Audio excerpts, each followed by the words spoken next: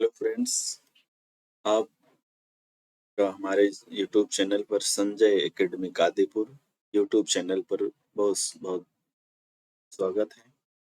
जैसा कि आप सभी जानते हैं कि बीएड द्वितीय वर्ष का एग्जाम बहुत जल्द ही होने जा रहा है, लगभग हमारे ख्याल से 4 अप्रैल से। तो उसको ध्यान में रखते हुए बीएड द्वितीय वर्ष पेपर C9 से जो इम्पोर्टेंट क्वेश्चन होगा वो क्वेश्चन आपके सामने रख रहे हैं। आपको एग्जाम में इससे बहुत हेल्प मिलेगा। चलिए आइए हम लोग अध्ययन करते हैं। तो एक क्वेश्चन है, पहला क्वेश्चन हमारा है, ज्ञान की अवधारणा को स्पष्ट करते हुए ज्ञान की प्राप्ति के स्रोतों का वर्णन कीजिए।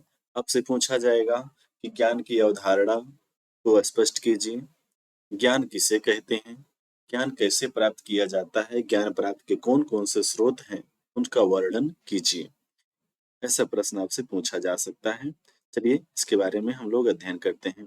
देखिए, दर्शन शास्त्र की ज्ञान मीमांसा मतलब जानकारी विद्या के अंतर्गत ज्ञान के स्वरूप को प्रकट किया गया है।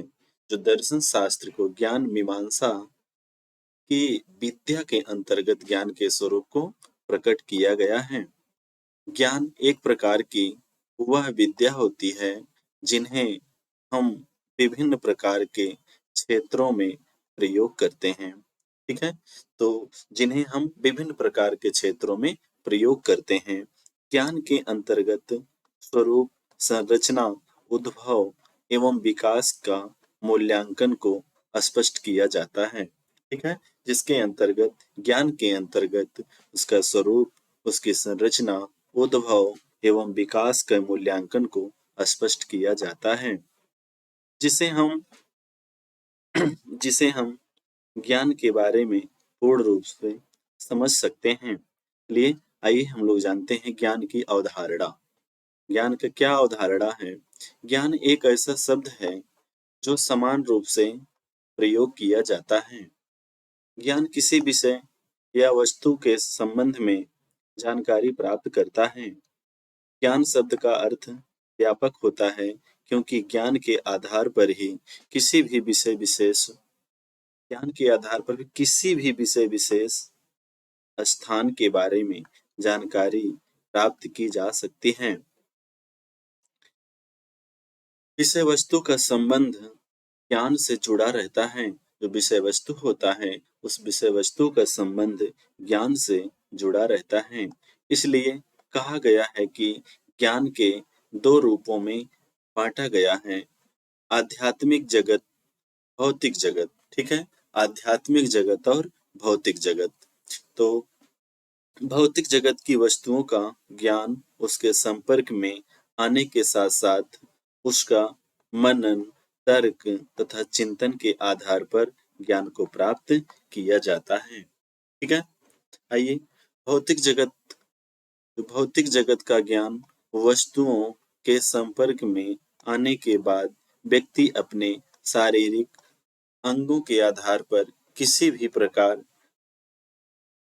को निर्धारित करता है। जैसे कि कुछ ज्ञान ऐसे हैं जिन्हें हम सुनकर, देखकर, स्पर्श कर और सूंघ कर भी प्राप्त किया जाता है। अनेक दार्शनिक, अनेक ऐसे विचारक हैं, ऐसे होते हैं जो ज्ञान और सत्य को एक सिक्के के दो पहलू मानते हैं। बहुत सारे ऐसे विचारक हैं, क्या कहते हैं कि ज्ञान और सत्य को एक सिक्के के दो पहलू मानते हैं। यह वास्तविक में यह जाना जाता है कि सत्य के बिना ज्ञान की प्राप्ति नहीं होती है और ज्ञान के बिना सत्य की प्राप्ति नहीं होती है। इसलिए विद्वानों का विचार है कि ज्ञान और सत्य दोनों एक ही तराजू में रखे जाते हैं। ठीक है, दोनों एक ही तराजू में रखे जाते हैं। देखिए, ज्ञान क्या है? पूछा जाए ज्ञान क्या है, तो ज्ञान शब्द की उत्पत्ति ज्ञा धातु से। ठीक है, ज्ञा धातु से है। ज्ञान का मतलब जानकारी होता है। ज्ञान का आधार बाद अवगत जानकारी सम्यक शब्दों से जुड़ा हुआ है। ज्ञान को अंग्रेजी में नॉलेज कहते हैं। नॉलेज शब्द के निम्नलिखित अर्थ बताए गए हैं। जब हम किसी विषय के बारे में जानकारी लेना चाहते हैं, तो उसके लिए हमें विभिन्न प्रकार के शर्तों को मानना पड़ता है, जिसमें कुछ नए-नए शब्द भी आते हैं। ठीक है, आइए हम लोग देखते हैं ज्ञान शब्द की परिभाषा। ज्ञान शब्द की क्या परिभाषा है? तो ज्ञान शब्द की परिभाषा निम्नलिखित विद्वानों ने दिया है। आप सभी जानते हैं महान विद्वान कौन है? विचारक प्लेटो। प्लेटो के अनुसार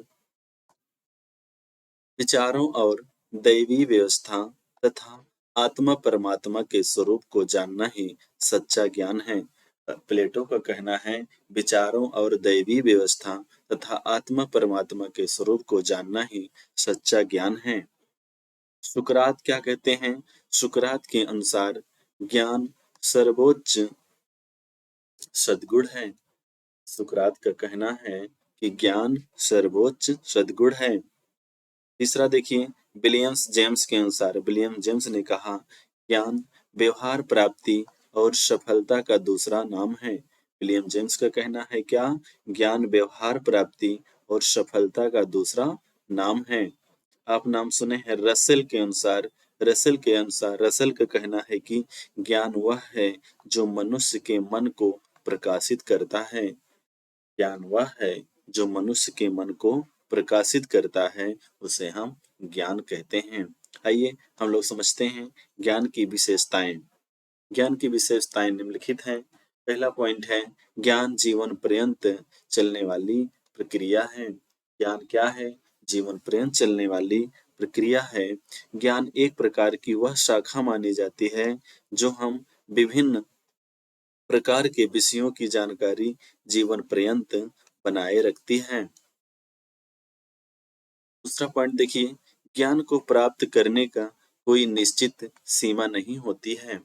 ज्ञान को प्राप्त करने की कोई निश्चित सीमा नहीं होती है। ज्ञान को प्राप्त करने के लिए किसी भी प्रकार की सीमा नहीं रखा गया है। ज्ञान कभी भी कहीं से भी प्राप्त किया जा सकता है। आइए तीसरे पॉइंट पे हम लोग चलते हैं। तीसरा पॉइंट है ज्ञान को प्राप्त करने के लिए अनुभव अनिवार्य है।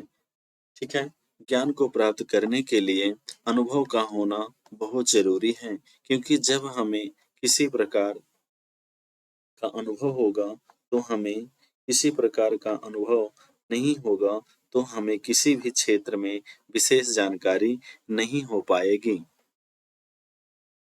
आइए तीसरा पॉइंट हम लोग देखते हैं। चौथा पॉइंट आपका है ज्ञान सतत रूप से विकसित होता है। सतत मतलब लगातार। ज्ञान एक प्रकार की सतत और निरंतर प्रक्रिया मानी जाती है जो किसी न किसी रूप में प्राप्त कर लिया जाता है। ठीक है, आइए हम लोग ज्ञान की प्रकृति के बारे में समझते हैं। ज्ञान की प्रकृति को समझने के लिए इसके प्रकृति को जानना आवश्यक है और ज्ञान का संबंध किसी विषय वस्तु से संबंधित होनी चाहिए, जिससे हमें उसके बारे में पूर्ण रूप से जानकारी मिल सके। कुछ वैज्ञानिकों का विचार है कि ज्ञान को समझने के लिए उसकी प्रकृति का होना अति आवश्यक है। जैसे हम कहते हैं कि मैं सोहन को जानता हूँ और सोहन मुझसे कई बार मिल चुका है। यह बात सत्य है कि हम उस पर विश्वास भी करते हैं। इसलिए कहा गया है कि सत्य और विश्वास एक ही तराजू के बराबर रखे जाते हैं, जिसे प्रकृति का रूप दिया गया है। ठीक है, आइए ज्ञान के प्रकार के बारे में हम अध्ययन करते हैं। ज्ञान के 3 प्रकार होते हैं। पहला है आगमनात्मक ज्ञान, दूसरा है प्रयोग मूलक ज्ञान और तीसरा है प्राग अनुभव ज्ञान।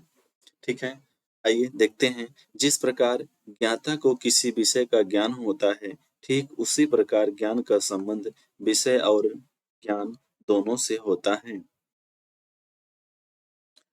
आइए देखते हैं पहला आगमनात्मक ज्ञान। इस प्रकार का ज्ञान हमारे अनुभव तथा निरीक्षण पर आधारित होता है। आगमनात्मक ज्ञान के प्रवर्तक जॉन लॉक को माना जाता है। जॉन लॉक अपने किसी भी विषय वस्तु का अध्ययन करते समय अनुभव और ज्ञान दोनों को क्रम अनुसार लिखते थे। ठीक है। दूसरा देखिए, प्रयोग मूलक ज्ञान। कहा गया है कि प्रयोग मूलक ज्ञान प्रयोग के आधार पर बनाया गया है। इसके प्रवर्तक कौन हैं? जॉन डीवी हैं। इनका कहना है कि प्रयास और अभ्यास के माध्यम से जो ज्ञान प्राप्त होता है उसे हम प्रयोग मूलक ज्ञान कहते हैं। ये तीसरा है प्राग अनुभव ज्ञान। प्राग अनुभव ज्ञान स्वयं प्रत्यक्ष और निरीक्षण के आधार पर सिद्ध किया गया है। यह ज्ञान तथ्य को पहचानने के लिए और प्रयोग द्वारा प्रमाणित करने के लिए उपयोग में लाया जाता है। शिक्षण प्रदान करने के लिए 3 प्रकार के ज्ञान को दिमाग में रखना चाहिए, क्योंकि विभिन्न प्रकार विषयों का ज्ञान इन तीनों प्रकार के ज्ञान से संबंधित होता है। आगमनात्मक ज्ञान, प्रयोग मूलक ज्ञान और प्राग अनुभव ज्ञान के आधार पर विभिन्न प्रकार की शिक्षा ग्रहण किया जाता है। ये प्रवर्तक कौन है? प्रवर्तक हैं कांट। आइए देखते हैं ज्ञान का उद्देश्य। ज्ञान के उद्देश्य निम्न प्रकार बताए गए हैं। जिस प्रकार ज्ञाता को किसी ज्ञान के विषय में अधिक जानकारी होती है, तो वह विषय और ज्ञान दोनों का संबंध एक ही तरह का रखता है। व्यक्तिगत विकास। ज्ञान का उद्देश्य यह भी होता है कि मनुष्य का व्यक्तिगत विकास किया जा सके। व्यक्तिगत विकास का सभी आयाम जैसे भाषा, कौशल, संचार, व्यक्तित्व, व्यवहार आदि को विकसित करना ज्ञान का महत्वपूर्ण उद्देश्य है। क्रिया के लिए उपयुक्त क्षमता का विकास।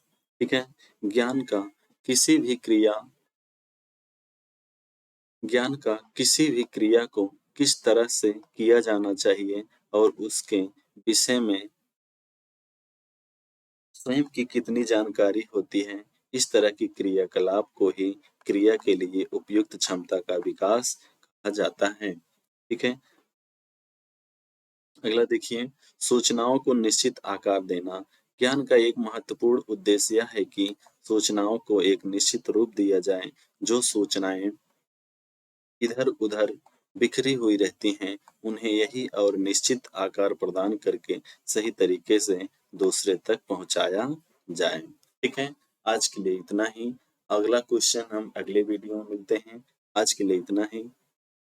अगर आपको वीडियो अच्छा लगे, मैटर समझ में आए, लाइक करें, सब्सक्राइब करें और आप कमेंट करेंगे, जिससे हम अगला वीडियो आपके लिए जल्द ही उपलब्ध कराएं। ठीक है। धन्यवाद।